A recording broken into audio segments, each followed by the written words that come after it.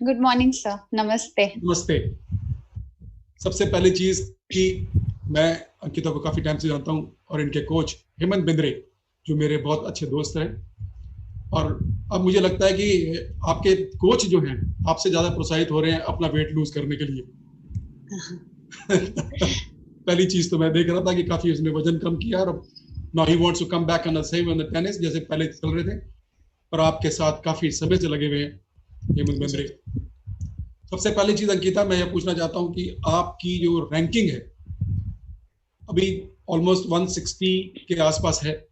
जी sir. और आपने definitely first 100 के अंदर आना है। ये एक आपका गोल होगा शुरू का कि आप कैसे फर्स्ट 100 के अंदर आए। तो आपके जो प्लान होंगे initially definitely yes with you have always design with your Hemant Bindre and your team जो आप बैठ के करती हैं। तो थोड़ा सा बताएं इसके बारे में कि आपका प्लान कैसा है अभी। सर, मुझे लगता है कि टॉप 100 के लिए फर्स्टली मैं ये कहना चाहूंगी कि एक प्रोसेस है ये। हम बहुत बार भूल जाते हैं कि ये एक प्रोसेस है और रिजल्ट्स इमीडिएटली नहीं आने वाले हैं। डेफिनेटली अपने कोचेस और ट्रेनर के साथ बैठ के हम एक प्लान बनाते हैं और कुछ टूर्नामेंट्स हमने जैसे प्लान किए वैसे जाने वाले हैं। कुछ tournaments there are going to be some changes, but सबसे पहले तो ये एक प्रोसेस है। और इसमें मुझे लगता है टॉप लेवल पे पहुंचने के लिए या टॉप एक वंस यू रीच टॉप 200, उसके बाद मेंटल एस्पेक्ट, फिजिकल तो है ही। हम सब जानते हैं कि टेनिस में या कोई भी चीज में डे बाय डे इम्प्रूवमेंट चाहिए। तो आई एम श्योर के टेनिस का और फिटनेस का इम्प्रूवमेंट तो हम देख ही रहे हैं डे बाय डे करने के लिए। लेकिन मेंटल एक एस्पेक्ट है जो मुझे लगता है जूनियर से ही स्टार्ट कर देना चाहिए। बिकॉज वो जूनियर से जब हम सीनियर्स में आते हैं, वुमेन्स या मेंस में आते हैं, वो जो ट्रांजिशन पीरियड होता है, मेरे हिसाब से बहुत प्लेयर्स उधर मतलब छोड़ देते हैं या तो स्पोर्ट, और दे चूज समथिंग एल्स।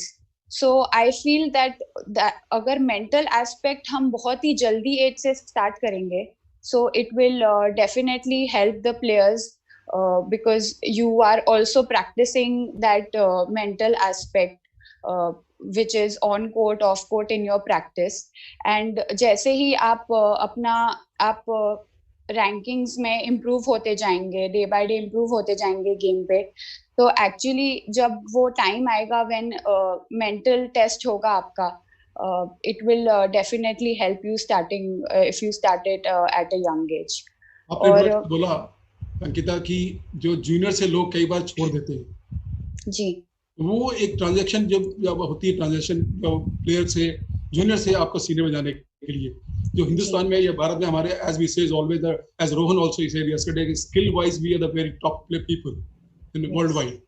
और हम लोग जब वहाँ जब जूनियर जाते हैं आपने भी अपने करियर में देखा होगा कि जूनियर से सीनियर में आने के लिए उस समय कितनी स्ट्रगल करनी पड़ती है और कितनी मेहनत करनी पड़ती है। एज यू सेड के 200 के अंदर में आने के बाद फिर वो 100 में आना इतना आसान नहीं है, एक प्रोसेस है। तो वो थोड़ा सा बताएं आपकी वो आपने जो किया उस टाइम पर थोड़ा उसके बारे में बताएं। मैं ये कहूंगी कि उस टाइम पे बहुत ही इम्पोर्टेंट रोल रहा है डेफिनेटली कोच का और पेरेंट्स का। Because that is the face when you will have a lot of failures. आप बहुत मैचेस हारेंगे। मेरा करीबन 2 से 3 साल थे जब मैंने वो जो ट्रांजिशन पीरियड था मेरा वुमेन्स में आने का, उसमें मैंने काफी मैचेस हारे। But and definitely as a player आप निराश होंगे, बट इम्पॉर्टेंट चीज थी डिसिप्लिन। डिसिप्लिन रहना, डिसिप्लिन होना। क्योंकि आप जब डिसिप्लिन रहेंगे, रिगार्डलेस ऑफ द रिजल्ट, आप जीते या हारे, आप अगले दिन उठ के वो सेम चीजें फॉलो करेंगे, सेम रूटीन फॉलो करेंगे। वो रूटीन आपके हारने या जीतने से चेंज नहीं होना चाहिए। जिस दिन प्लेयर हार और जीत एक सेम लेवल में लेने लगेगा, सेम लेवल में ट्रीट करेगा, तो उस दिन प्लेयर आगे बढ़ेगा। पेरेंट्स का बहुत सपोर्ट चाहिए उस टाइम में, और कोचेस का बिलीफ और सपोर्ट बहुत चाहिए मुझे लगता है। बिकॉज उस टाइम में कभी कभी हो सकता है प्लेयर्स कॉन्फिडेंस लूज कर जाए या फेथ अपने आप में कम हो जाए, लेकिन क्योंकि कोच का फेथ रहा, कोच का सपोर्ट रहा, एंड वी केप्ट डूइंग जो करना चाहिए, जैसे कि मैंने कहा डिसिप्लिन होके जो करना चाहिए वो करते गए, तो उससे आप डेफिनेटली वो फेज पास कर जाएंगे। और चैलेंजेस तो आने वाले ही हैं, आप चाहे वर्ल्ड नंबर 1 हो या आप 200 रैंक्ड हो। और पेरेंट्स का भी काफी सपोर्ट रहा है। पेरेंट्स मैंने देखा है कि वो मतलब एक टूर्नामेंट जीत गया प्लेयर तो नेक्स्ट टूर्नामेंट भी वो एक्सपेक्ट करते हैं कि उसके बाद वो जीते ही रहेंगे। बट स्पोर्ट्स एक that's the beauty of sports के एक दिन कुछ होता है और अगले दिन it's a new player, it's a different player. या सो मैं एक और चीज आपसे इसी बारे में बात करना, जैसे आपने कहा पेरेंट्स का भी काफी वो योगदान होता है। एक चीज आपने अक्सर देखी होगी या मैं आपके माध्यम से ही सुनना मांगता हूँ कि प्रेशर जो एक वर्ड है वो अक्सर रहता है प्लेयर के ऊपर, चाहे वो कोच का प्रेशर है या पेरेंट का प्रेशर है या ट्रेनिंग का प्रेशर है या किसी भी चीज का है। तो उस टाइम जब आप थोड़ा प्रेशर में होती है तो उस चीज को कैसे निकालते हैं? क्योंकि मैंने देखा है आपको अक्सर कि आप प्रेशर लेके नहीं खेलती, कभी प्रेशर में होती है तो ट्राई करती है कि अपने आप को कैसे मोटिवेट करके वापस निकले उस जगह से, and you always shown very well in that time. तो उस समय आपको क्या लगता है कि मैं प्रेशर रिलीज करूं यहाँ से और वापस मैच में रहूं? सर मेरे एक्सपीरियंस से मैं कहूंगी कि 2-3 चीजें हैं जो मैं किया करती थी या करती हूँ जो हेल्प करता है प्रेशर सिचुएशंस में। पहले तो हमें हर चैलेंज को या हर प्रेशर सिचुएशन को, जैसे कि आपने कहा, एक ग्रो होने का अपॉर्चुनिटी, बेटर होने का अपॉर्चुनिटी लेना चाहिए। तो जब हम उस डायरेक्शन में सोचते हैं तो ऑलरेडी मतलब we start to think and we start to have a plan. हम नेगेटिव साइड पे नहीं जाते कि ये क्यों हो गया, पहले मैंने ऐसे किया होता तो मैं ये सिचुएशन में नहीं आती। तो पहले तो ये हो गया कि उसको ऐसी अपॉर्चुनिटी लेनी चाहिए, तो you are going in the right direction. और उसके बाद आप प्लान करेंगे कि कैसे सिचुएशन से हैंडल करना है, तो आपका ध्यान उस तरफ पे जाएगा। और जैसे पहले मैंने पॉइंट मेंशन किया, डिसिप्लिन भी एक और चीज है जो प्रेशर मोमेंट्स में हेल्प करती है। क्योंकि आप कोई भी, फॉर एग्जांपल आप कोर्ट में हैं, मैच में हैं और आप मान लीजिए जीत रहे हैं, but then suddenly opponent comes back या कुछ स्ट्रेटेजी चेंज हुई, कुछ चेंज हो गया सिचुएशन में जो आपके गेम को इफेक्ट कर रहा है। फॉर एग्जांपल रेन ब्रेक हो गया और फिर अपोनेंट स्टार्ट्स कमिंग बैक। लेकिन अगर आपका डिसिप्लिन है, आप जो फॉलो कर रहे हैं वो थ्रू आउट द मैच आप फॉलो करेंगे, तो आपका ध्यान इस पे रहेगा कि मुझे क्या करना है, रादर देन के अपोनेंट कम बैक कर रहा है या स्कोर में डाउन हूँ अभी। और तीसरी चीज ये होगी सेल्फ टॉक करना। मुझे लगता है जब हम सेल्फ टॉक करते हैं, जब हम पॉजिटिव एफर्मेशंस देते हैं अपने आप को, तो वी एक्चुअली स्टॉप जो ऑल द नेगेटिव थॉट्स के जो चेन होते हैं उसको हम ब्रेक करते, आने से रोकते हैं। और पॉजिटिव एफर्मेशन से व्हेन वी कीप रिपीटिंग के ओके, फॉर एग्जांपल मुझे I have to be faster in my on with my legs, for example, तो आप वो इंफॉर्मेशन अपने माइंड में देते हैं और अपनी बॉडी में देते हैं, जिससे फिर ये डेफिनेटली मेरा एक्सपीरियंस रहा है कि वो चीज चेंज होती है कोर्ट पे। So I would say these 3 points. बहुत सही कहा आपने। और मेरा आखिरी क्वेश्चन गीता आपसे है कि आपके पास काफी मुश्किलात आई होंगी इस लेवल पर पहुंचने के लिए, स्पेशली फाइनेंशियल प्रॉब्लम्स जब आपकी शुरू होती हैं, जब आपका मैचेस शुरू होते हैं, आप क्योंकि आप हार रहे हैं और आपको हर जगह ट्रैवलिंग करनी है और हर जगह आपने अपने एक्सपेंसेस को खुद ही बेयर करना है। उस समय आपने जो चाहा था कि मुझे कोई स्पॉन्सर मिले या मेरे को कोई सपोर्ट करे, और अब तो खैर आपके पास थोड़ा बहुत सपोर्ट है, लेकिन उस समय आपको क्या दिक्कतें आई थी? क्योंकि we wanted to share with this और लोगों को पता लगे कि कैसे मैनेज करना चाहिए। सर डेफिनेटली फाइनेंशियल प्रॉब्लम्स थी, बिकॉज टेनिस हम सब जानते हैं एक्सपेंसिव स्पोर्ट है, एंड साल में 25 से 30 हफ्ते ट्रैवल करना is not an easy thing, but I am grateful कि मुझे राइट मोमेंट पे स्पॉन्सर्स का सपोर्ट मिल गया। और मैं ये भी कहूंगी कि मेरे पेरेंट्स, मेरी फैमिली, मेरी मॉम, मतलब दे केप्ट ट्राइंग, वो जुटे रहे, उन्होंने भी कभी हार नहीं मानी, दे केप्ट होप। तो उसमें पहली चीज ये थी कि आई स्टार्टेड, मैं अकेले ट्रैवल करती थी सिंस आई वाज 14-14 साल की थी, तब से, इंडिया में भी और अब्रॉड में भी। और तब बहुत ऐसा लगता था कि मतलब काश मेरे पेरेंट्स या कोच, मतलब एटलीस्ट पेरेंट्स, बिकॉज अगर आप देखेंगे 14 साल का बच्चा, तो इंडियन स्पेशली, तो they, I mean, they are very innocent, और इतना कुछ आइडिया नहीं होता है कि हाउ एवरीथिंग वर्क्स। बट मुझे लगता है कहीं ना कहीं वो चीज कि मैं अकेले ट्रैवल किया, मैंने वो चीज ने मुझे हेल्प किया है, ऑन कोर्ट भी ऑफ कोर्ट भी, as a player to grow. और जैसे कि मैंने पहले मेंशन किया कि चैलेंजेस होते हैं, बिकॉज वो आपको हेल्प करते हैं एक बेटर एथलीट, एक बेटर इंसान बनने में। तो आई थिंक वो चीज ने डेफिनेटली मुझे हेल्प किया है मेरे टेनिस में। बहुत सही जवाब दिया आपने कि एक अच्छा एथलीट, अच्छा प्लेयर बनने के लिए बहुत सारी चीजें करनी पड़ती हैं। और साथ ही आपने ये जो कहा कि एक मेरे को इस सफर में काफी लोगों ने हेल्प भी करी है, आपके संग टीम आपकी हमेशा होती है और वो सब चीजें आपकी करती हैं। मैं ये कहना चाहता हूँ कि आपने आखिर में जो शब्द कहे कि मेरे को वो सपोर्ट चाहिए थी, सही, सही समय पे मिली। यानी कि हमेशा हम प्लेयरों को कहते हैं कि आपका जो ट्रांजेक्शन अंडर 14 से शुरू होता है और अंडर 18 तक, वो आपका एक बिगनिंग पीरियड है, जस्ट टू स्टार्ट बेसिक सीखने का। असली लाइफ जो शुरू होती है प्लेयर की स्टार्ट आफ्टर 18, यानी कि हिंदुस्तान के लोग जितने भी हैं। तो यानी कि आपको कैरियर जो है, as yesterday Bhupan also said कि जो, और अपने युकी ने भी 2 दिन पहले बोला था कि लाइफ बहुत शॉर्ट है प्लेयर की, और उसमें ही हम काम करते हैं सारे, जितनी मेहनत करनी होती है। एज आई नो, आपने सुबह उठ करके रात तक कितना मेहनत करनी होती है। आई नो योर और schedule also, so you always doing the good job in this with the help of all your team, like Hemant is leading your team. So thank you very much, Kita. You've given a really good answer. Thank you, Or sir. Suresh, now you can take over. Okay. Thank you, Nar. Thank you, Ankita, for those excellent answers. Like, I was listening in for the little Hindi that I know. You're talking about.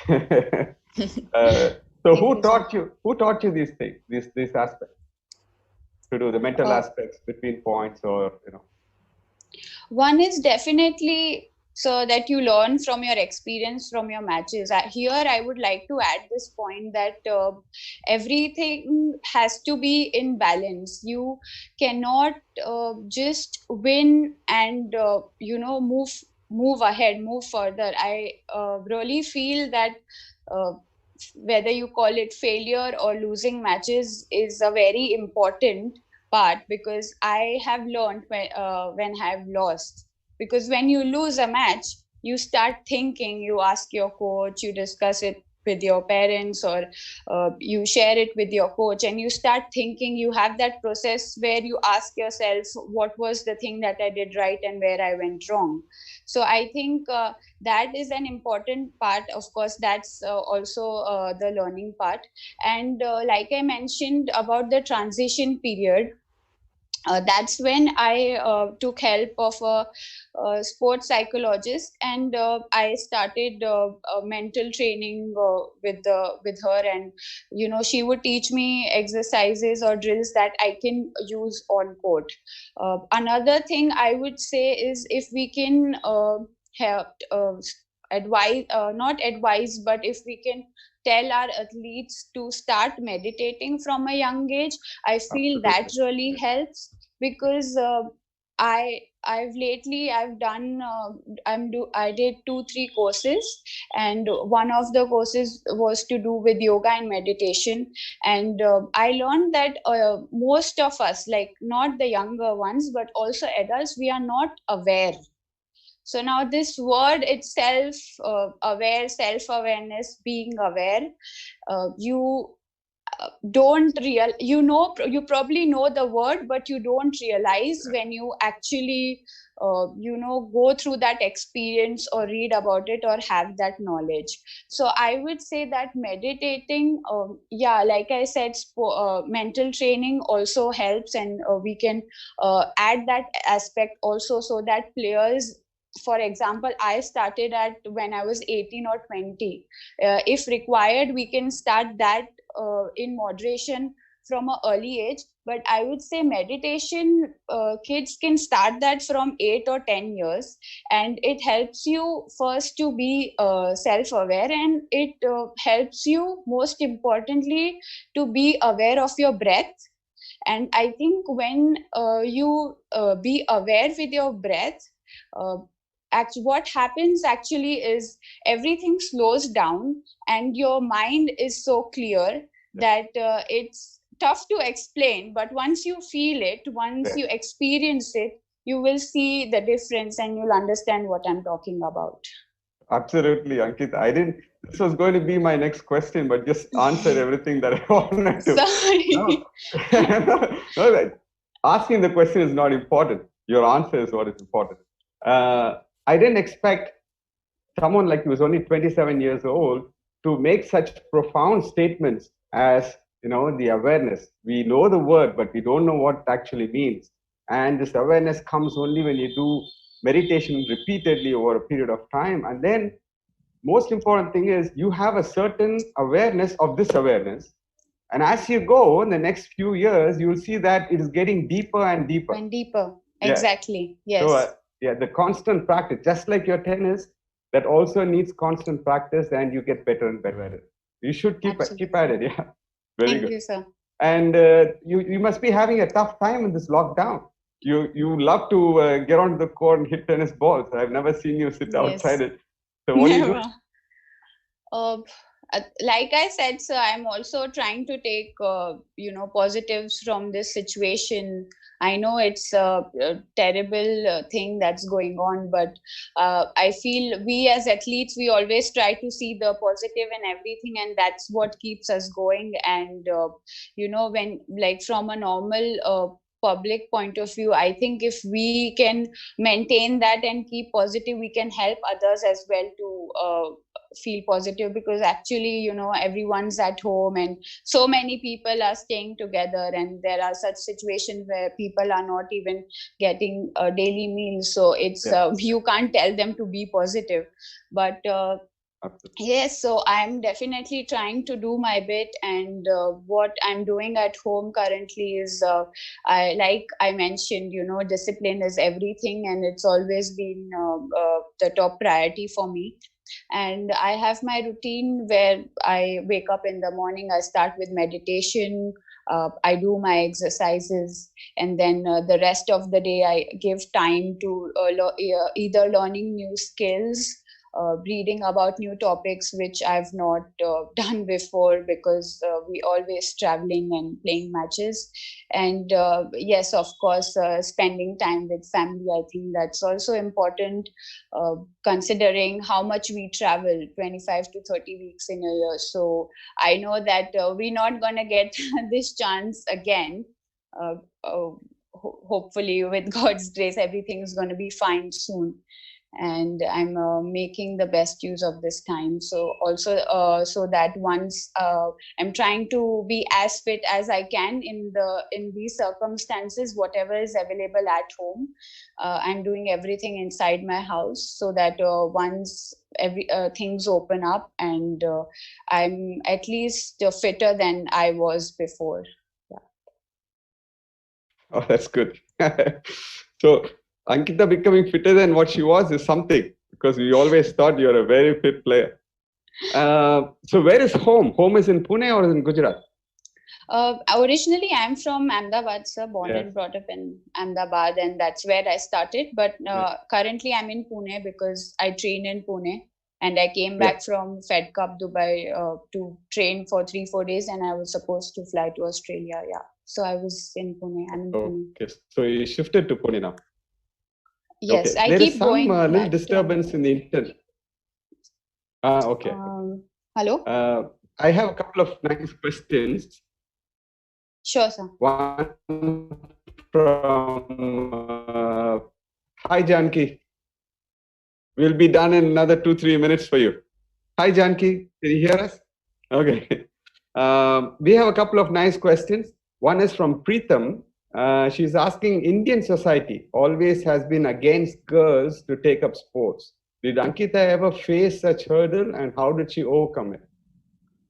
I can exactly understand what she's talking about, but I would say that thankfully I was not there back then. You know, when I started, I got all the support from my family and from whether it's my coaches or whether it's my relatives or my society where I was brought up. I would say I definitely got a lot of support, but I can relate to what she's saying.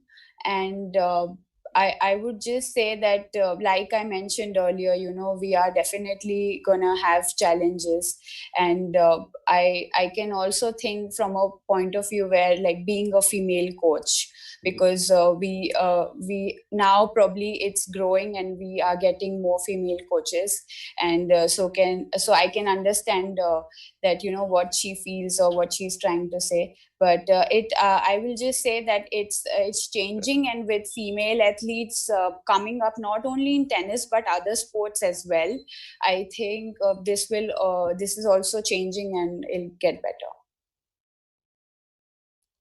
Okay. Thanks a lot, Ankita. We ran out of time. We would love to sit here and talk to you for another half an hour, 1 hour. I'm sure the coaches will also love that. But we have Dr. Janki here waiting for us. So I promise that we will give the floor to her at 10:30. So we want to take questions today for sure. And we want to start the questions by 11:30. So that's it. And thanks a lot. And